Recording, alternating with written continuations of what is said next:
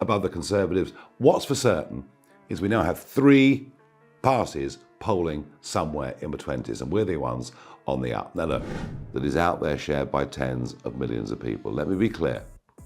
I don't support street violence. I don't support thuggery in any way at all. So if you take a legal activity and you effectively criminalise it, you hand it literally into the hands of the bad guys. The more they try to silence him, the louder the public listens. That's the paradox Keir Starmer created by declaring war on Nigel Farage. While the government spends millions on PR consultants, they've somehow missed political strategy. 101. Don't make martyrs of your opponents. I've been tracking the pattern for months now. Each establishment attack followed by a surge in Reform UK support. The numbers don't lie, and the correlation is undeniable. Today I'm breaking down the 5 biggest backfires that have transformed Farage from political outcast to potential kingmaker. Before we move on, I'd like to ask you a small favour. If you appreciate this content, please take a second to like this video and subscribe to the channel.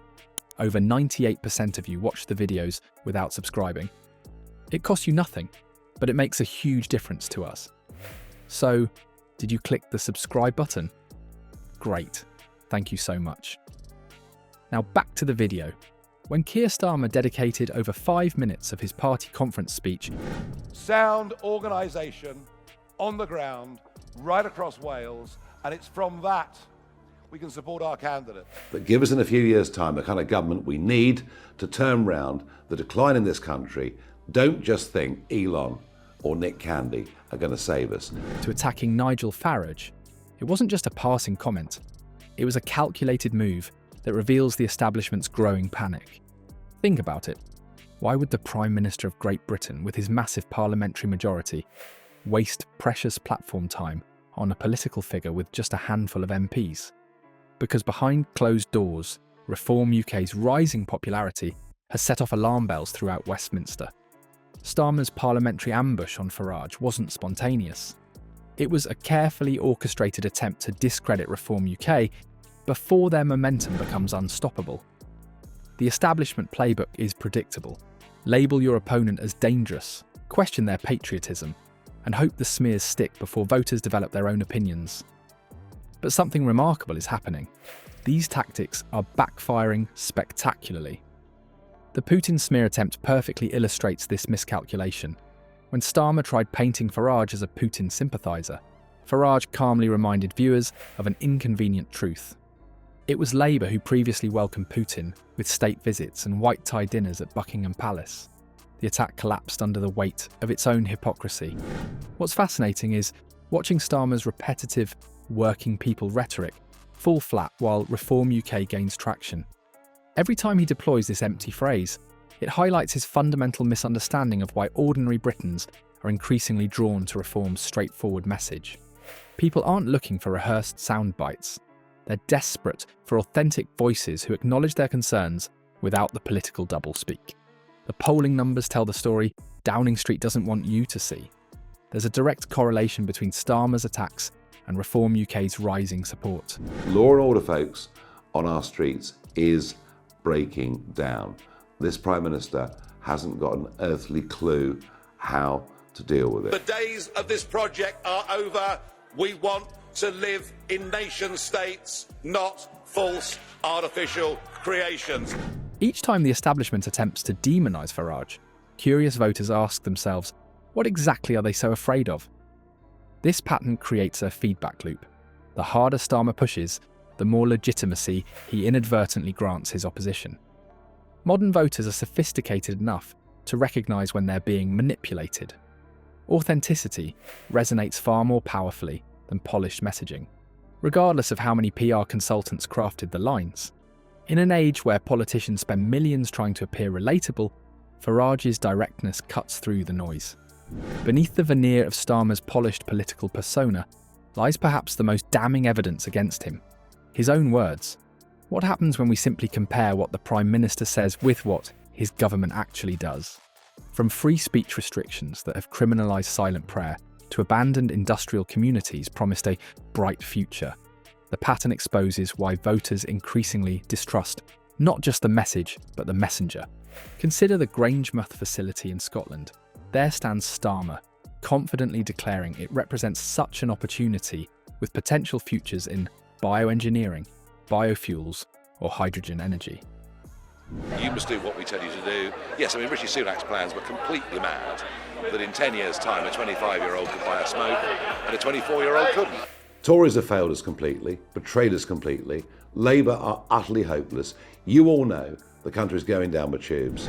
Meanwhile, behind closed doors, his administration prepares shutdown notices for the same workers he's promising innovation to. This isn't a minor discrepancy. It's a devastating betrayal of the very working people Starmer claims to champion. Even more troubling is Starmer's hypocritical stance on free speech. While positioning himself as a defender of British values, his government has expanded censorship powers to unprecedented levels. The case of Adam Smith Connor exemplifies this disturbing trend. His crime? Silently praying near an abortion clinic. For this thought crime, Connor was charged under new buffer zone laws that criminalise silent prayer within 200 metres of abortion facilities. When JD Vance confronted Starmer about these contradictions, the Prime Minister's inability to defend his position spoke volumes. Immigration policies under Starmer's watch reveal similar contradictions. Public statements emphasise border control, while the actual policies tell a different story. TV station, there's no national newspaper, Belgium is not a nation, and maybe that's why you're happy to sign up to a higher European level. In doing so, not just do the right thing, but maybe mend some fences between this government and the incoming. Between July 2022 and January 2023, a mere 4,390 enforced returns took place.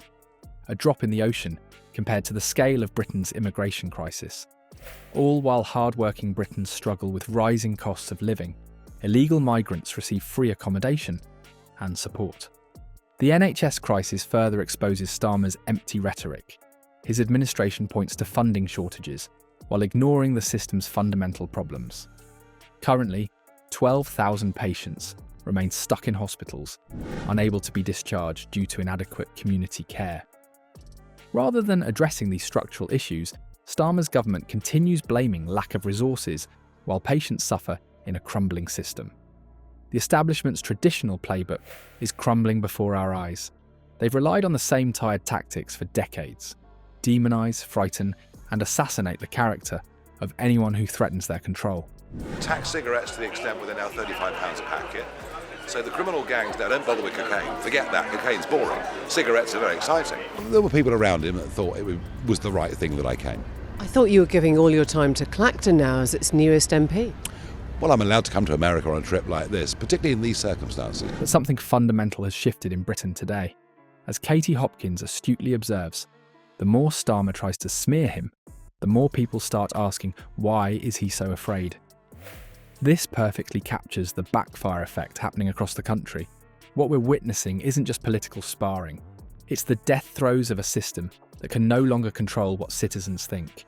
Rupert Lowe points to this exact phenomenon when he states, the establishment is cracking, and voices like Kaite Hopkins and Rupert Lowe are making sure the public sees what's really happening. The real revolution isn't occurring in Westminster's hallowed halls, but in homes throughout Britain, where ordinary people are finally seeing through the manipulation.